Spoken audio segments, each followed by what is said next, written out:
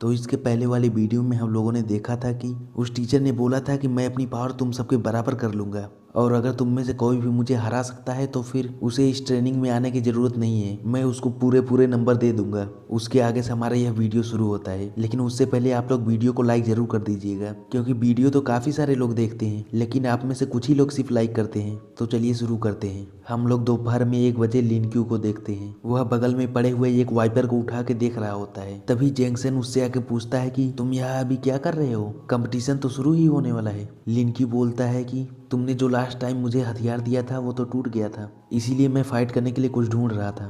तभी जेंगसेन ताली बजाता है और उसका फैमिली मैनेजर एक बड़ा सा स्पीयर लेके आ जाता है। वह बोलता है कि यह अलॉय से बना हुआ स्पीयर है, तुम इसे यूज कर सकते हो। लिनक्यू इसके लिए जेंगसेन को थैंक यू बोलता है और फिर वह उस स्पीयर को ले लेता है। उसके बाद जहाँ फाइट होने वाली होती है वहाँ का सीन दिखाया जाता है। टीचर के साथ फाइट करने के लिए पहला चैलेंजर सीमा यान था। वह देखने में काफ़ी ज़्यादा कॉन्फिडेंट लग रहा था। वह बोलता है कि मैं सिल्वर 2 स्टार ईगल एनिमॉर्फ हूँ, चलिए फाइट शुरू करते हैं। वह टीचर तो सोचता है कि हमारे स्क्वाड में ऐसे कई सारे फ्लाइंग टाइप के एनिमॉर्फ हैं जिनको मैं हरा चुका हूँ। उसके बाद वह टीचर बोलता है कि जाओ ट्रांसफॉर्म होके अटैक करो और हाँ अपना बेस्ट देना। उसके बाद सीमायान अपने ईगल वाले रूप में ट्रांसफॉर्म हो जाता है। वह आसमान में उड़ते हुए अपने एक स्किल का यूज करता है जिसका नाम अजूरस स्लैश था। लिनक्यू तो उसके इस पावर को देख के बहुत ही ज़्यादा सरप्राइज हो गया था, लेकिन वह टीचर उसके इस अटैक को देख के मुस्कुराता है और फिर वह अपने मेटलाइज स्किल का यूज करता है। सीमायान का वह अटैक बहुत ही खतरनाक तरीके से जाके उससे टकराता है,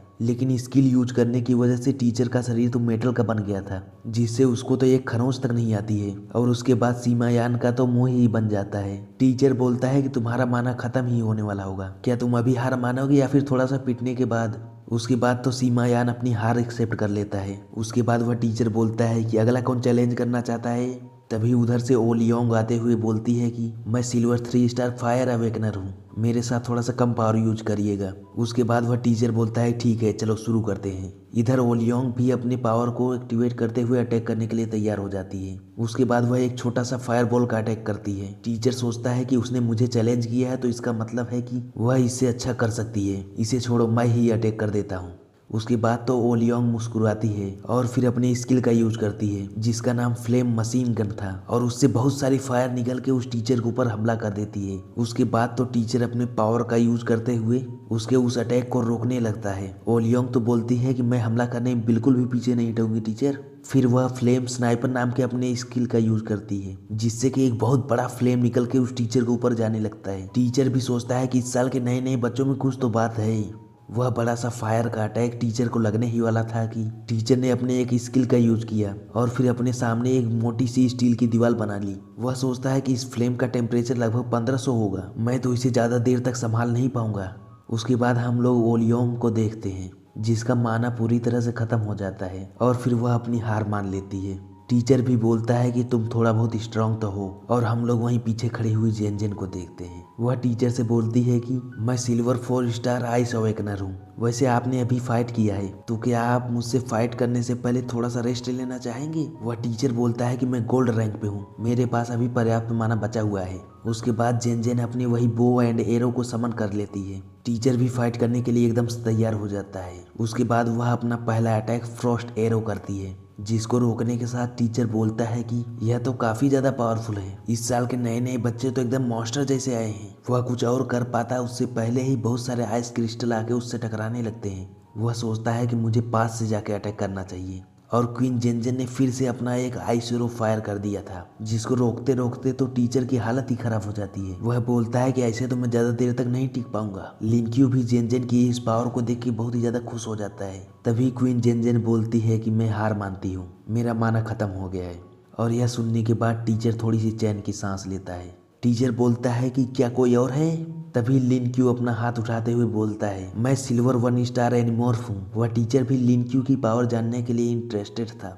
लिनक्यू बोलता है कि थोड़ा सा आप आराम कर लो, पिछली फाइट की वजह से आप थक गए होंगे। वह टीचर तो बोलता है ठीक है मैं अभी रिकवर हो गया हूँ, वैसे भी 1 स्टार सिल्वर एनिमॉर्फ को हराने में ज्यादा मेहनत नहीं लगेगा। लेकिन तभी उनके पीछे से वही चीफ इंस्ट्रक्टर आ जाता है। वह एकदम गुस्से वाली आंखों से उसे देखते हुए बोलता है अच्छे से रिकवर कर लो नहीं तो बहुत बेइज्जती के साथ हारोगे। उसकी यह बात सुनने के बाद वह टीचर तो डर ही जाता है। फिर वह पीछे जाके बैठ के आराम करने लगता है। इतने में वह चीफ इंस्ट्रक्टर लिनक्यू के पास आता है। वह बताता है कि तुम्हारे वाइस प्रिंसिपल ने मुझे तुम्हारे बारे में सब कुछ बता दिया है। लिन बोलता है स्पेटियल भी? तभी वह चीफ चौंकते हुए पूछता है क्या?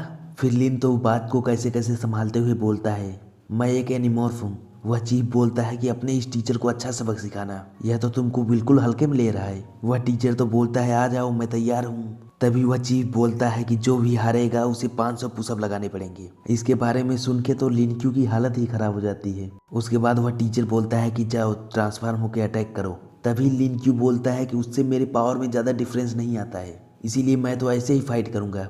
वह टीचर तो बोलता है कि तुम मुझे लगता है हल्के में ले रहे हो। उसके बाद वह लिनक्यू के ऊपर अटैक कर देता है, लेकिन लिनक्यू भी उसके अटैक में अपना एक काउंटर अटैक कर देता है और फिर उन दोनों का अटैक आपस में टकराता है, जिससे कि एक बड़ा सा धमाका होता है। लिनक्यू सोचता है कि इससे बचना तो आसान है। फिर वह एक पावरफुल अटैक अपने उस टीचर के ऊपर कर देता है, जिससे कि वह टीचर काफी दूर तक उड़ते हुए चला जाता है और उसका स्पीयर भी टूट जाता है।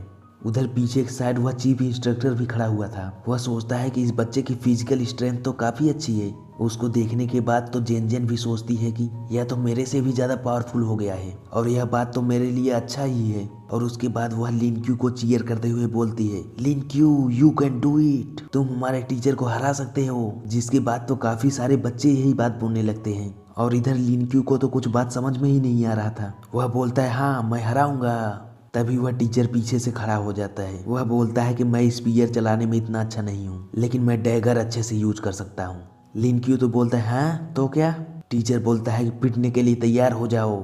और इधर जो चीफ इंस्ट्रक्टर था वह सोचता है कि डैगर और स्पीयर दोनों के अलग अलग फायदे और नुकसान होते हैं। उसके बाद जब लिनक्यू स्पीयर से हमला करता है तो फिर वह टीचर अपने खंजर से उसको रोक देता है। लिनक्यू सोचता है कि यह टीचर तो गोल्ड पे है, इसीलिए कोई भी वेपन क्रिएट कर ले रहा है। वह टीचर तो सोचता है कि मैच में यह कैसे डिस्ट्रैक्ट हो सकता है, लेकिन तभी लिनक्यू अपने स्पीयर को बीच से पकड़ के गोल गोल घुमाता है। तभी उस टीचर ने उसके ऊपर अटैक कर दिया था। लिनक्यू उसके अटैक को उस स्पीयर से रोकता है। तभी टीचर को समझ में आता है कि उसका स्पीयर तो 2 भागों में अलग हो गया है और इससे पहले वह कुछ कर पाता हमारे लिनक्यू ने जंप करके उसके ऊपर हमला कर दिया था।